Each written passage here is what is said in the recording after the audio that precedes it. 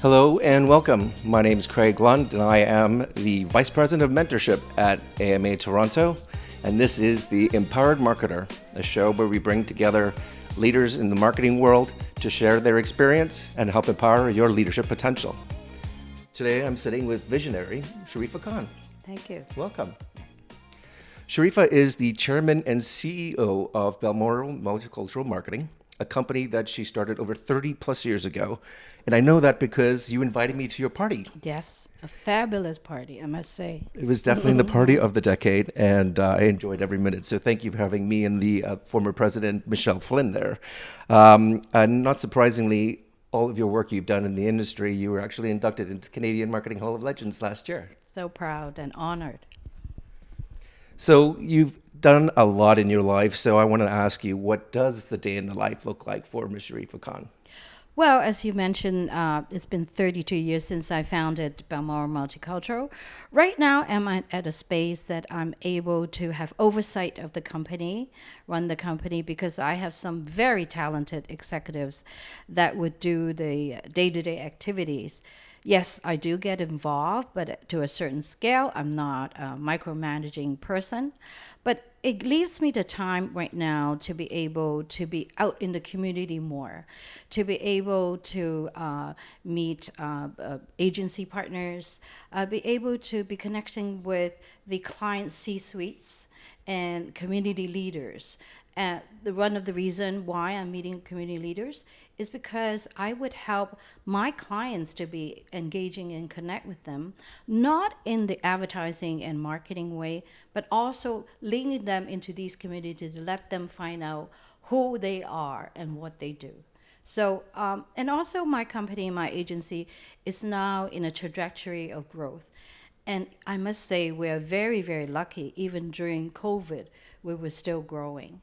So I'm always looking out for talents out there that would add to my bench strength. So my eye is continuing this growing trajectory right now.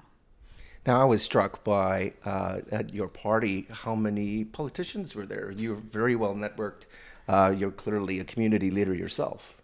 Well, I've been involved over the years. And one of my mission is what I called, and I coined it as building bridges of understanding.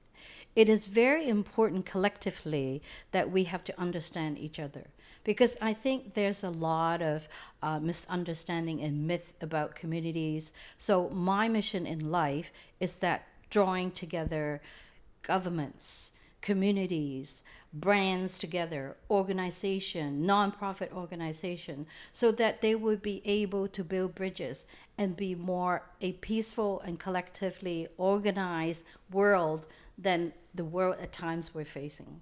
It's such a mentorship perspective. I love that. Is there somebody that you would say is a defining mentor in your career, in your life? I've been very lucky. Really, I have been very lucky. The first mentor in my life is my father. And he was a former journalist with South China Morning Post, the top English newspaper in Hong Kong. My father looked at everything with a passion. And he has always told me, if you take on any projects, you have to have the passion for it and also love it. Because the last thing you want to do is that you take on a job just because it's sort of paid well and you hate it. So in order to achieve in life, this is the first thing I learned in my career. And I have many mentors along the way. One distinct Chinese gentleman called Clement Lee, engineer and developer, he saw something in me as a young girl then and said he helped to champion me to be the first Asian director that sat on Toronto Board of Trade and also the first Asian VP of Canadian Club. So I count myself lucky to have these opportunity of breaking the glass ceilings. So my mission have been now paying it forward so that I can help a lot of new immigrants to achieve their dream, to get the first job of Canadian experience in Canada. So you certainly were lucky in that you had great sponsors, but you also have to shine bright enough to catch the eye of these people. So, I mean, that's your own leadership that's shining through that they're seeing. So what are your defining leadership characteristics? Well, I think you have to, number one, be compassionate. And I think that's the thing, that the quality that you have, that you can connect with human beings. As far as from work, I never micromanage as a leader, because I trust the people that I hire, and you're supposed to hire people that are smarter than you, as Steve Jobs says, and that's how it works. And also at the same time, as an employer, you cannot just sit on an ivory tower. You have to really be connecting with your employees. So I do call them. It doesn't matter if it's my VP or my junior copywriter, to find out what is happening in their life. It's not just talking to them about work, because all of my staff, 99% are new immigrants. They have their own challenges being foreign in a country. So I need to be able to help them to wade through all the challenges, may it be financial, may it be family. So that has always been my motto in life. I'm not surprised you've had success in multicultural marketing when you see the problems and you hear them from your staff on a daily basis.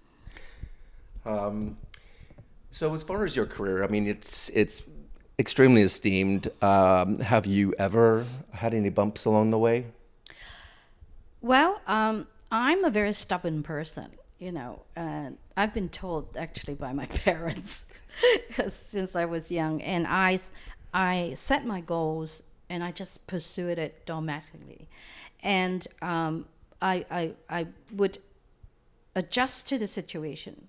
If I say to you I haven't had challenges, I'll be lying to you.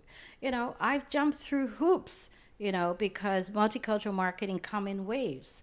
At times it's the height of the agenda of brands. At times, hey, I don't want to deal with that. So you just manage, and you look at the situation, and you look at your projection and revise your plans. It is what it is. If the economy is bad, you just have to adjust to it.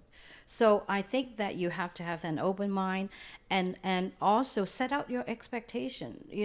If times are bad, don't project your expectation up there, because you would only disappoint yourself. So I think that's how I've came through, is that you have to have a positive attitude, and then looking at it as a long game, as opposed to what is happening right now.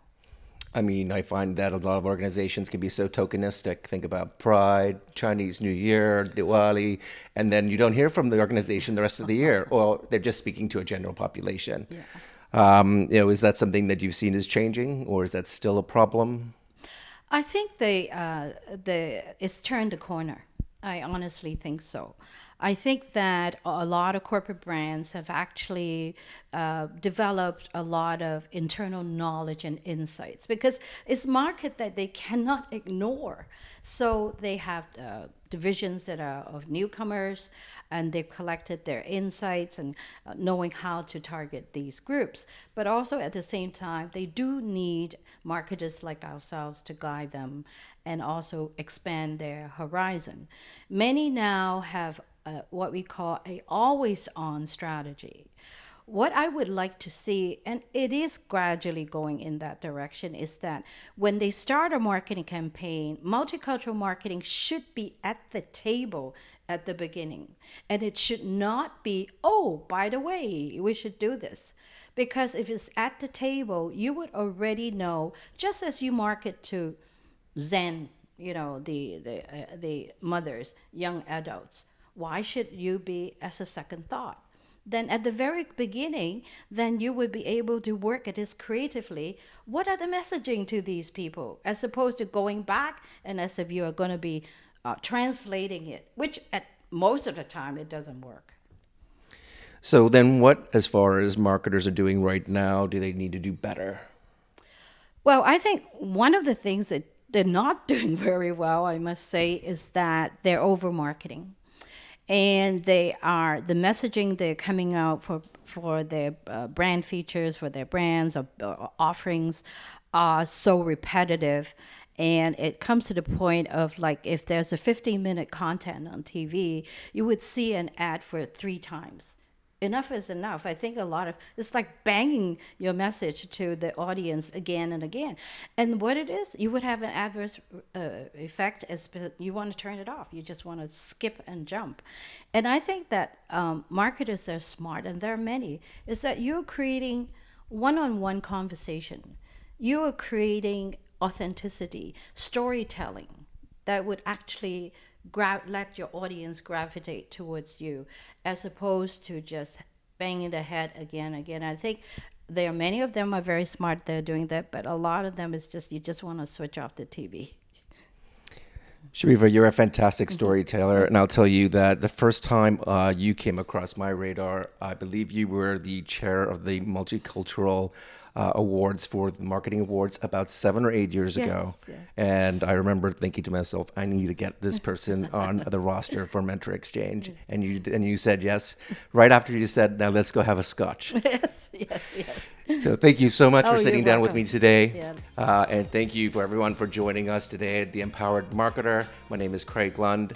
We came here together to talk with Sharifa to help empower your leadership potential. And we hope you see you next week. Thank you again.